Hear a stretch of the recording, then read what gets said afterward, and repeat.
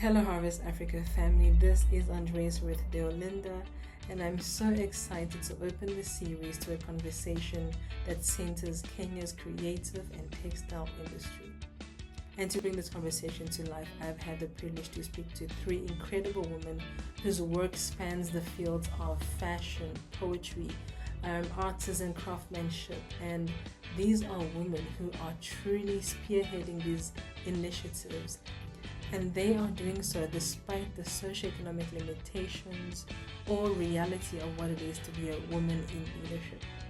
And so I encourage us to really take hold of the lessons through these conversations to empower us as listeners, as partakers of this knowledge, to interrogate our immediate environment, to really discover what it is that is needed in our immediate circle, in our immediate environment, and how we can be used as tools of transformation for Africa, for our people. And without further ado, I'm so excited to open this two-part series to a conversation with Felicity Munis, who, along with her sisters, have built and established a movement titled the Sister Darling Movement. And it is a movement that involves poetry and fashion, and specifically work with women and young people to empower our stories, our narratives, and to really reclaim our identities as spearheaders of society, as creative architects of the language and the histories that represent us all. And so this is Felicity Munis, part one. Yeah, I've always just loved performing and seeing people perform, not myself. Yeah, that's actually where it all began. It was like watching other people, and especially on the kind of poetry that I found impactful, that changed my own life. And I was like, oh, people can do that, and they can transform somebody's life. I want to do that. Yeah. So I started performing like way later on in life, but I've always had a love for it. From sometime in college, that's when I grew the love for poetry. So here we are. Then just breaking through the mold of just systemic language of writing to your own voice is really important, and then finding what your own voice is keeps you the momentum going. So what is that for you? How do you tap into your creativity? So many of us writers, regardless of whatever type of writing you do, we struggle to be able to find what is my voice, what is my style, what is that thing that sounds like me. And I also had the same struggle, because my greatest inspiration to start writing was this poet. She's called Genetics. So there's this piece of hers that I had, The Truth Without Photoshop. It was about sexual violence, and it was the first time that I was hearing somebody talk about sexual violence without necessarily blaming the survivor, which was what surrounded me. Like it was your fault. Why were you there? What were you wearing? And the church also had like a lot of condemnation attached to that, and she was coming from a Christian perspective, but also just like a survivor who understood the struggle, and was like, oh wow, I felt so seen in that moment. And I was like, now I want to actually be able to, it wasn't to write, honestly, it was just to perform her pieces for other people and just keep recommending her work to other people and just be like, you should listen to this girl. So you basically say, let me be the vessel for what she really is doing. Yeah, exactly. But then over time, I was like, so what would that look like if I started talking about my own personal experiences and just, bringing raw poetry? Because the kind of poetry... Love me like I love you, and we'd never have to go through this ever again. Why do you like to see me repeating myself over and over again? Most of our Kenyan poems are in Sheng, It's just very interesting, Kiswahili, a little bit of English in it, but it's like, that wasn't the kind of poetry that I was doing, because my inspiration wasn't from a Kenyan, And so at some point though, when now I actively got into the space and I was like, what is it that I want to be able to communicate? And most of my work is about women. And let me tell you, hands down, I write for women. I write with women in mind. I'm inspired by women. When your only crime was being born in this body, feeble your existence from the onset. By women. So I would say it's looking around from my mother, her experiences, my grandmother, my great-grandmother, and very huge on heritage as well. I'm like, what was her experience? How can I pen down those experiences? So my major inspiration, honestly, is about the African woman, because regardless of what I write about, even now, even when I'm touching on mental health, when I'm touching on climate change, systemic oppressions, or just governance, it's always from the lens of a woman. I'm like, I want to be able to share what my experience has been existing in this body, and what the experiences of my sisters and my foremothers has been existing in this body, in this land, at this time. What did their resistance look like? How can I pass on that resistance? I love that. And I love how you've really also zoned in on your voice, and how despite the themes that you talk about, you still come back to the same central idea of women and women empowerment. Actually, very interested in asking you about your piece, a piece called TikTok. TikTok. Yes. That's 2020. Is it 2023? I think so. 2023. Here we go. Yes. Yeah. TikTok was basically my expression of. So we were having this campaign on ending violent extremism, or just curbing violent extremism, and of course I had to just bring in the angle of what would it have felt like to be in that moment, because we were reflecting heavily on the Garissa University attacks, because that was the very day that the commemoration was happening as well. So just because what I've had is maybe watched the news and had seen a few people on the interviews, but I was like, what would it have really felt to be in that moment at that time? Both from the perspective of somebody who was in the midst of the terror attack, and somebody who propagated the terror attack without necessarily knowing it. It was just a matter of, it just gave a little bit of information about the school, and where do you access this and this. So it was honestly just my tribute to the fight against ending violent extremism, because it was a very crazy moment for the entire country. But I tried so much as hard as possible to never look at the whole. It was a hard moment as a country. I love to single out on just that one person, that one girl in that moment, who's like just joined uni, who's excited about the prospects of life, and that gets snatched away from you.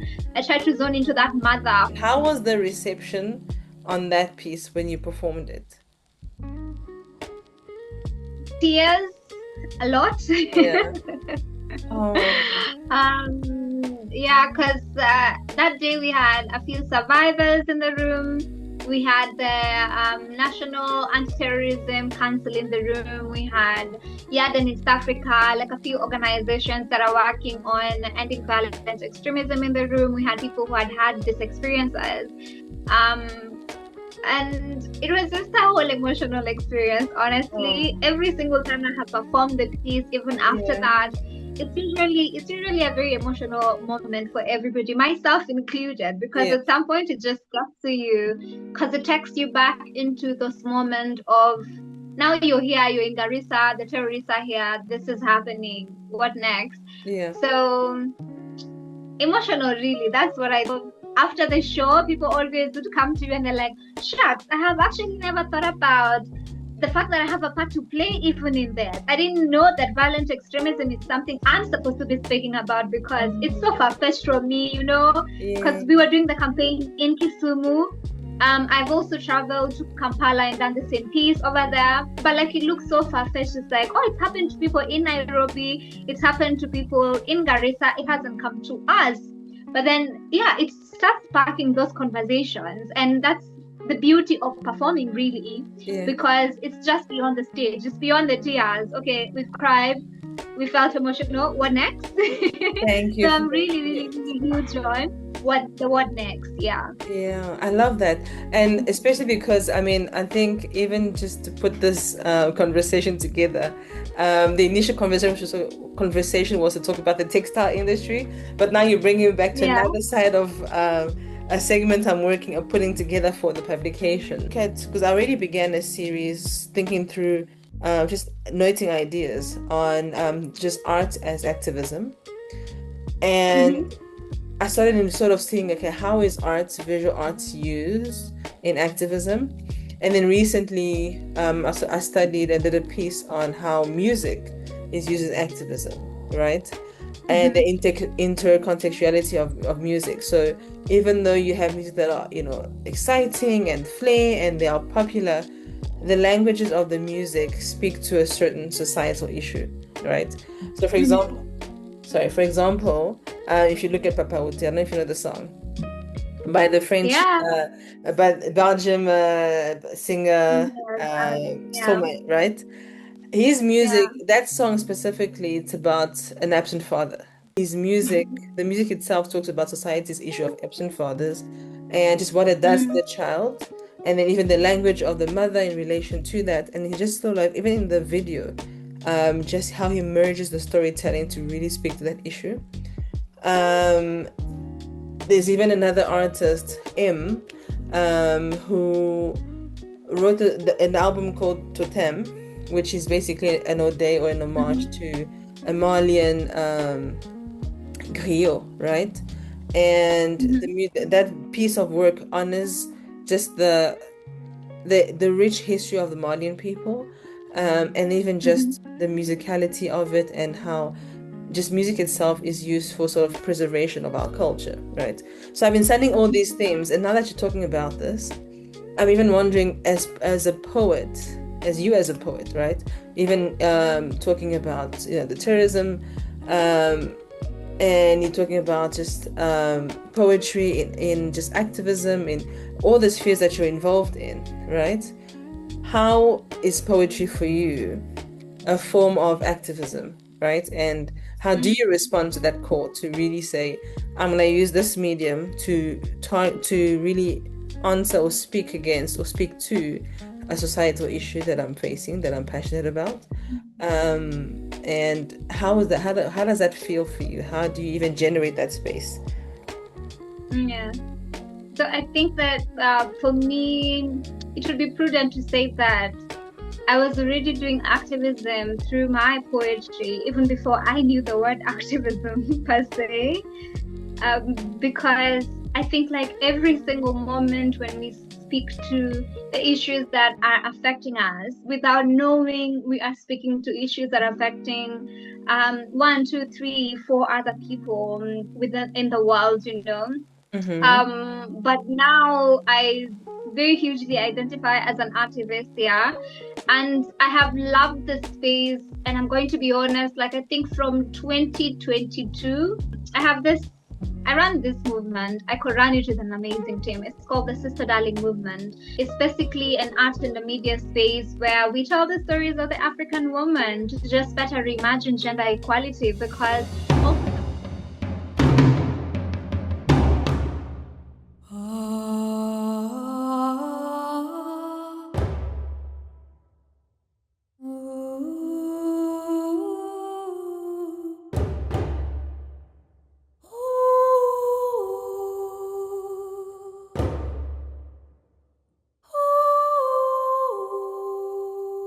because also sometimes when you say gender equality, it sounds so big. It sounds like we have to do a lot of policy work and big words, and people aren't actually talking about the real stories or the real women, the everyday woman. So we did our very first show in 2022, and we were exploring how sexual and gender-based violence intersect with mental health. It was a slow start, really, but it was a beautiful slow start, because it is what has led us to this year, where we are going to actually be doing our 5th edition in October. It happens every single year in October. Second edition, we did. It was themed around Pan-Africanism, just basically celebrating African women who have, who are Pan-Africanists in their own different faces. And we are also very particular to take from the women around us, because the one thing is, you see people on TV, you see people in magazines, and they sound so far away from you. They sound like, they cannot be able to relate to the things I'm going through. They can be able to pick women who are actually inspirational within our own context, within our own cultures, within our own locality. It speaks to the issues even more. So we had the celebration on Pan-Africanism, and then Third one was called Ecosisters, basically just looking at how does SRHR intersect with climate change. And Ecosisters for us was just that homecoming again, to realize that we are one with nature, and the rivers, the oceans, the mountains, the trees, they're our sisters, and we need to treat them with the sanctity they deserve, because if we don't, climate change happens, and when climate change happens, who are the most affected? It's usually women and kids. So that was our tribute to Mother Nature, but also just our call to ourselves to be able to show up better for the world. And then last year we had we were looking at governance and how governance has failing governance has fueled the cases in femicide and violations against women. Femicide has become, I don't even know what to call it anymore, because it's crazy. It's really, yes, even in South Africa, it's really, I mean, even the issue of femicide in my country, it's so silent. Because women just don't know how to express themselves, whereas when they're in South Africa, it's vocal. The gender-based violence is the word is there, the language is there, the activists are there, and so it's really interesting to see, coming from my country, a very neo-democratic country, where even the voices of the people are very silenced. And then you come to South Africa and there's liberation in thoughts, liberation in movement. So even this talk about femicide is like, whoa, how, like, I can talk about it, right? And yes, femicide is becoming a big thing. It is. And I saw your campaign. We actually even joined in from over here, the Purple campaign. Really, really awesome work. I wish we didn't have to do the awesome work. I wish women were just safe enough. Exactly. So we wouldn't have to, But that was also like very brilliant. But that's what we did last year. Just, is trying to see, okay, what part can we play as women? We are the ones who are most affected, really. So what's the next step for us when it comes to governance, when it comes to issues around politics and policy? What is going to be our role in that? And the most interesting thing is we usually have poetry, we have visual art, we have artists coming to do their displays and whatnot, visual art that relates to the themes of every single year, and of course we have music as well. And it's always beautiful to just watch it all coming together. And it's just last year is when I didn't get to work with any female artists, but most of the time it's majority of female artists who are always on stage. Last year, because of other issues, it was just me and a guy who was playing the nyatiti. Nyatiti is a traditional instrument. It's a traditional Kenyan instrument. It's very beautiful. So it was just the two of us on stage last year, and a little girl, because we're also trying to build up the space for the younger generation. Yes. So basically that's just been what I am focusing on, like on a more personal level. It's actually just trying to build up the Sister Darling space. And of course, beyond the poetry and the music and the visual art that we have showcased, we also celebrate women doing inspirational things. So it always varies within the years. Do we have women who are working in the intersection of governance and feminism, or just issues around femicide? Do we have people who are actively doing the work? And then we give them a little bit of recognition and awards for that, just to stir up other people in the audience. You need to be doing something as well, because if you're not doing anything, you're genuinely part of the problem. Exactly. And you're just basically just spectators, and you're just watching it happen. Because that's why those spaces are created, because we can bring the conversation, but you have to continue the movement. Because it's not a movement unless it's continued, right? Exactly. That's really powerful. So that's been it. That's been it with the Sister Darling movement. But of course, outside of my own work, I travel quite a lot, different spaces, doing different, sorts of work. And I love doing that, really, because it expands the conversation beyond just the spaces we have created for ourselves into spaces other people have created for us to be able to bring our voices together and just see, can we create a ripple effect on the revolution and the resistance. But I feel like activism for me, and activism generally, is in the everyday. It's in the podcast episodes we release every single month. It's in my Facebook posts or my Instagram posts, and that thing I'm leaving on TikTok. It's in the Poetry and Winding evenings we host on TikTok every day. I think like it's in the tiny moments, because sometimes we say activism and then suddenly it's so big and someone is like, okay, where do I start? How do I even begin? So it's just in you showing up and speaking up for yourself and for other people until they learn they have a voice and they can use it as well. It's empowering those voices to be able to stand up for themselves as well. That's been my experience. That is so beautiful, and I love the segue into what I actually wanted to just introduce as well. Not introduce, but really echo what you're saying in terms of finding a voice and putting those narratives to life from our perspective. Just touching base on just the foundation of just the brand that I'm creating, the Harvest Africa. It really is about how do we give the voices back, the voice of empowerment and the voice of activism, and just the ability for them to speak back to the issues back into their hands. Because it's one thing to really to speak to people, but it's another to speak with them, right? To invite them into conversation, to have dialogue from their perspective, because we can talk about a global issue, but how does that global issue impact us, and how do we filter our experiences to respond to those issues? And that's really, I think that's really important, especially as Africans, especially as storytellers and artists in this space, to be really gentle about the fact that we're coming in as, in a sense, when you're on a stage, it's almost like you're an expert in the topic.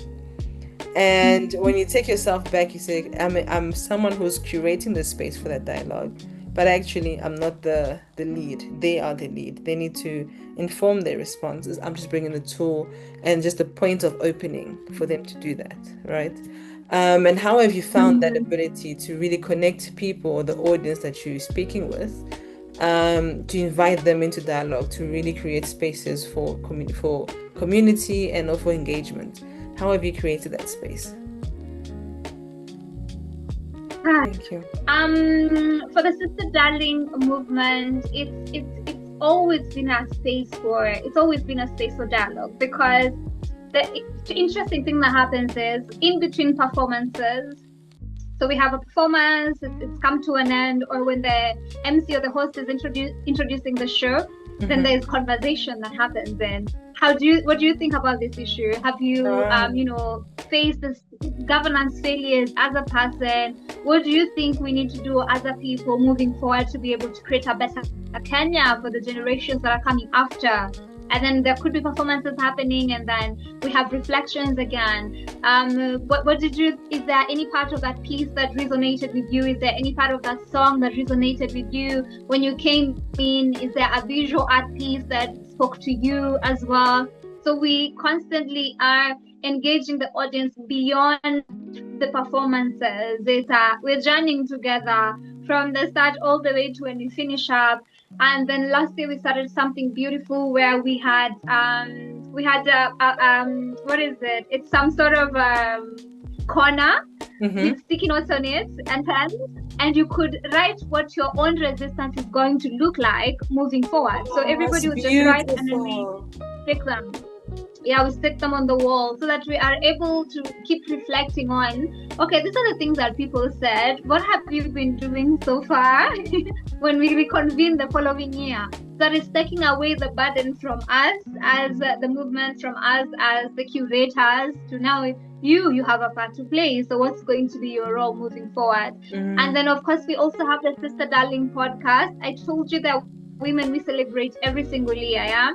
So now we want to further the conversations, because if we just talk to you, like we call you, we read your bio, you get your trophy, you go, people don't know you in depth. Because there was feedback we got some time back of, we'd want to be able to listen to some of these women, because they're women we don't get to have one-on-one with often, So we decided to start curating the podcast space. We actually just began last year. It's still pretty new.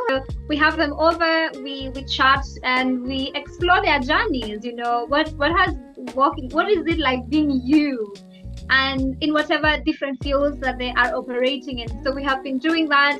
We're getting into the second season right now because it's February. So at the end of February, we're going to be dropping our very first episode of 2026. So it's just basically more of interrogation. Yeah, just like, what's your journey? Yeah. Can other young women tap into that journey? Because I've found there's so much power in storytelling. There's so much power in dialogue. There's just power in somebody else. Not even, leave alone the boardrooms, leave alone the titles. Just the moment when somebody can be able to see you like, oh wow, you're that powerful, incredible woman I look up to. But you also go through this. You have imposter syndrome. You're struggling with that kind of inequality at work as well. Yes. Like that's something I'm going through, you know? So then it makes this stories so relatable, and it just inspires people to grow beyond. We're still trying to build the base, but I am excited about it. I'm learning the ropes. I'm still new to it, but I'm like excited for what the space can be able to birth moving forward. So we are hugely a dialogue space, and you know, beyond Sister Darling art space, we also have She's Free, which is more of a come, let's have conversations, and especially about sexual violence, violations against women and girls, and mental health. So we just come and hang out. We always dress up.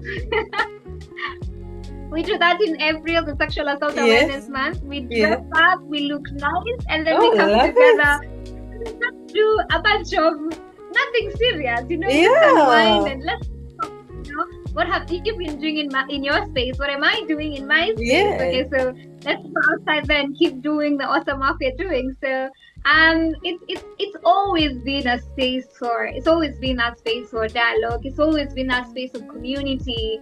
And it's beautiful. Even with the artists who worked with us before, it's still that space of community because we're still in touch. What are you doing now? It's been beautiful to watch all of them grow, especially the ones we began with in 2022. So it's home.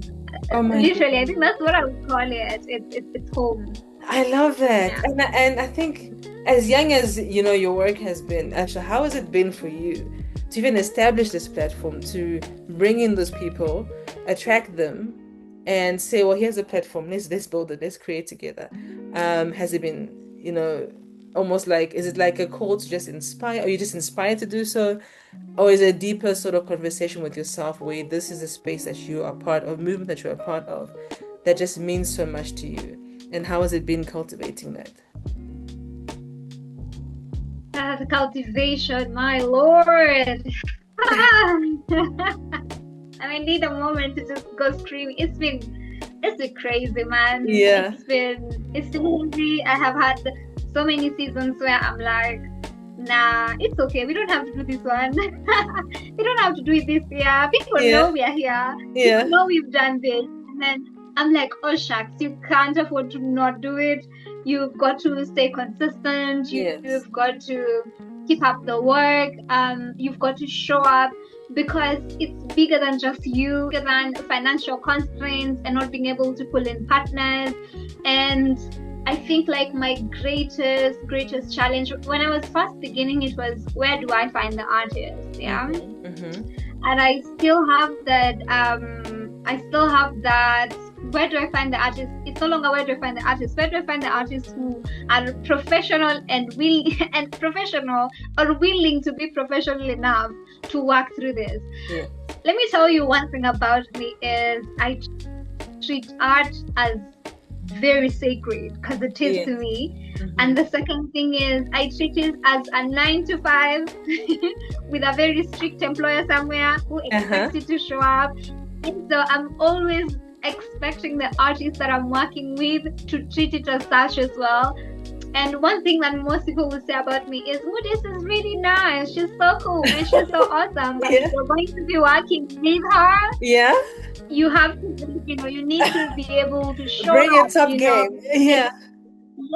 So I think that because we can't afford to treat art as mediocre. We can't afford to treat it as just another thing we're doing. Because if we despise it, and the audience will, then the people around will. But that's the narrative we are trying to change. We are trying to get away from artists are unemployed, artists don't have money, artists are the broke people, they don't know what their future holds, they're just doing art until something else pops up. So I need everybody to be able to take this seriously enough, because if you treat it with the sanctity it deserves, it will reflect in the people that are consuming it as well, because you have chosen to honor it. Yeah. And then so that was the issue really at the onset. But then before I started the Sister Darling movement, I was part of the East Africa Poetical Battle, that space. And so getting artists wasn't extremely difficult. People didn't know me, but people knew the East Africa Poetical Battle space. So it was easy to rope in artists in 2022. And most of them were like pretty young girls. Like it was just like, those are the majority of the people that shared the space in 2022. All of us didn't know what you were doing. We were just, hanging in there for the love of the art. Like, we had no clue. But then it still turned out a beautiful mess.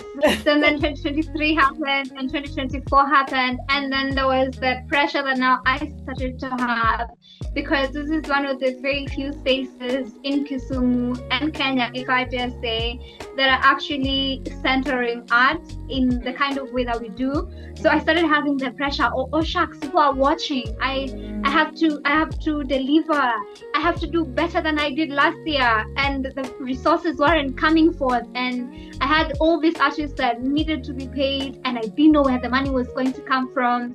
Because yes, you are having ticket sales, but still you have halls to cover, you have the venue, you have the PA systems, and it's costuming and all these things. And I started panicking so hard. So in 2025, last year happened. I was like, nah, I'm not doing it. I'm actually not doing it, because the resources weren't making sense. And then I had this very long conversation with my sisters, who are hugely part of my team as well, and they were like, what was the vision behind this? Why did you start it? And I was like, to be able to tell the stories of women. Did it mean you'd be able to just tell the stories when there's money? And I was like, no, but now, but the level where we are, I need the money to be able to tell the stories. And then they were like, no, it just needs us to go back to the drawing board. And for you to be able to see within the budget that you have, what can you be able to afford, so that we still have the show nonetheless. And that's why I actually worked with just 2 other artists last year. The little kid was just the opening act, and then now the Nyatiti guy. That was the reason, honestly. Like I would have loved to open up the space to people, because I was getting messages and people wanted to be in the space, but I was like, I can't be able to afford it. I'm just not. And I was also at a point where I was like, I'm done also taking from my personal resources to pump into art anymore. It needs to be able to fund itself. So if it's not gonna do that this year, all I need is money to pay my crew, the people who are putting this together. And it's that one more artist, and I'm going to negotiate with him so hard, and I don't have to pay myself, That was that conversation. And then we pulled the show, and let me tell you, it was one of the best editions we have had so far. It was glamorous. Last year was beautiful. Wow. So there's that angle of, in the process of building all this, I think my major issue has been access, and it's not just my own issue. I think it's an issue with a lot of art, and with a lot of art spaces. Art spaces aren't funded enough. And even when the funding comes in, there's a criteria that most of the artists don't fit in, And I'm going to start being a little bit racial, but there is a standard that most of the African indigenous artists do not actually fit in. And so to be able to access that funding, it's pretty difficult. And so artists are honestly at this point, especially in pooling show, running on zero budgets.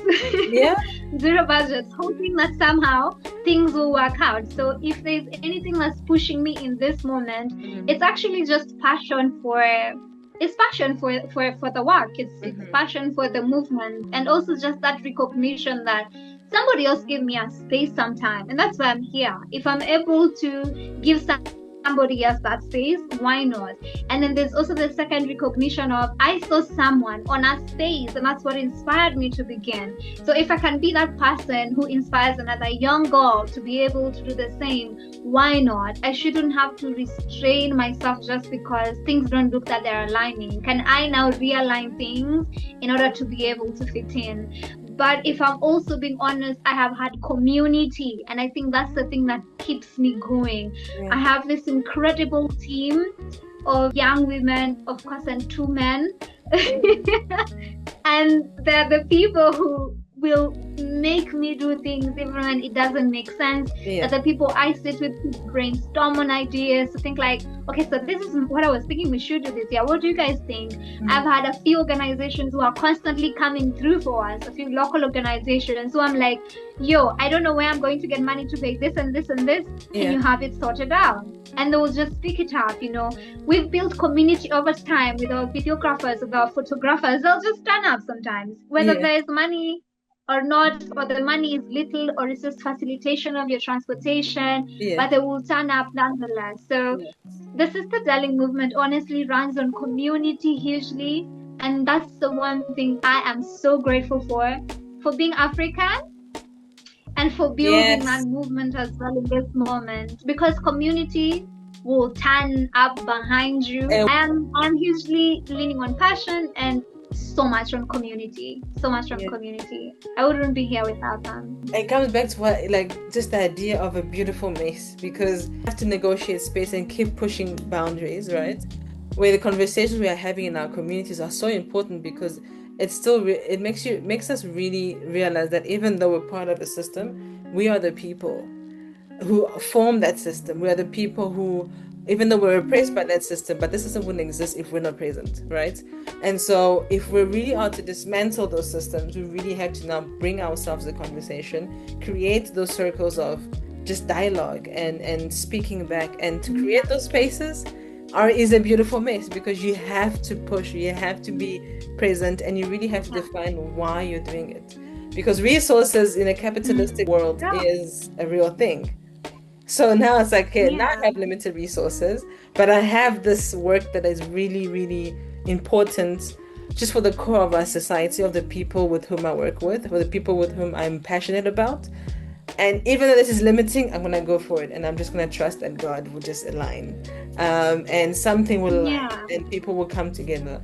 And it's like you say, about building community, and it's really, really important. And just the resilience that you have to keep pushing. I'm so grateful for your team, because I'm glad that I spoke to you. We need you, and we need this to happen.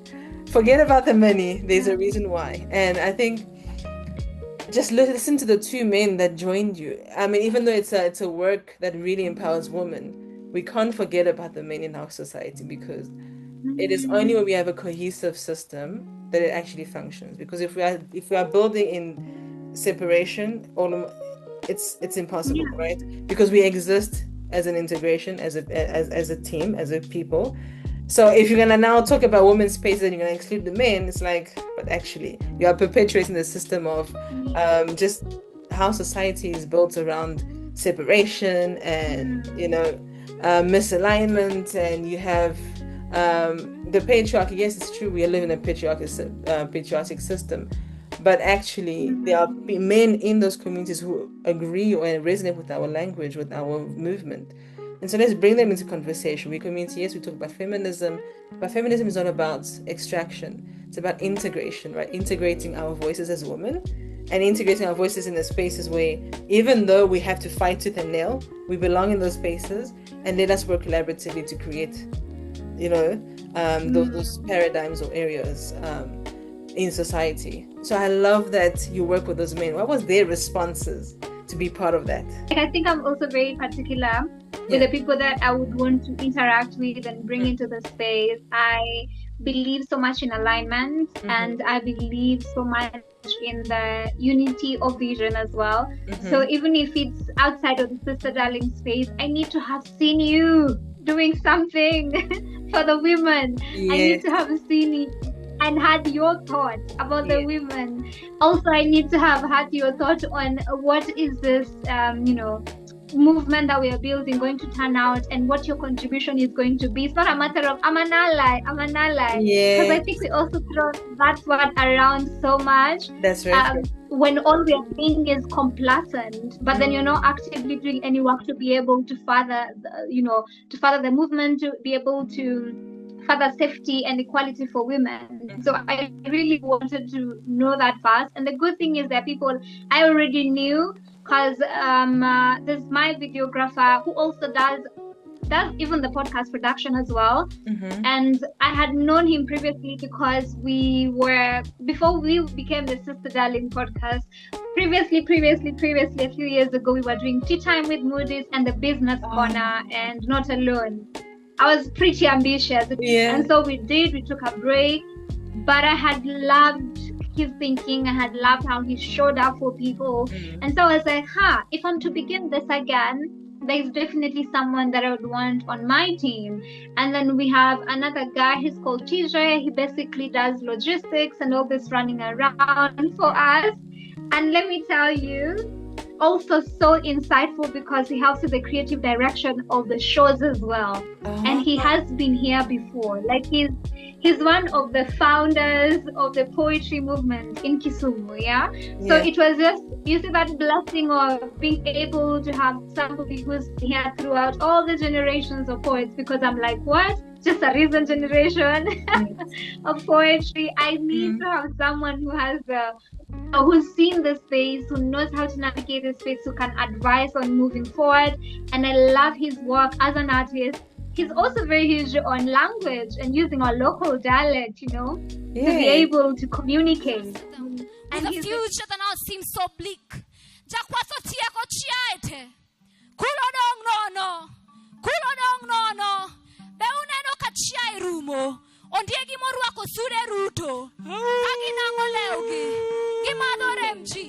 And he's the people you were talking about who don't care, who are going to be like, I'm going to do the piece in Luo. And I have been learning so much from him. Like even the few Luo pieces or integrated Luo pieces that I have done have been majorly because of him, because he's kept asking me, but where is our voice? But where's our voices as Africans? But if a woman who can't understand English came to the show today, is there anything she's going to live with, So I truly value the work and just their contribution and their wisdom. And they're not people who are trying to stall us or bring us down or say, oh, you can't do this. It's more of, we're here to help you co-design this space. We recognize it's primarily centered around women, and we're just excited to be able to, be here and do this together with you guys. So I love working with them, honestly, and I bet they love working in the space as well, because we've went that through all the storms together. And I think that's one of the greatest tests, or if somebody is in the vision really, is when things are not working out, but they're still but they've got to work out. We don't have a choice.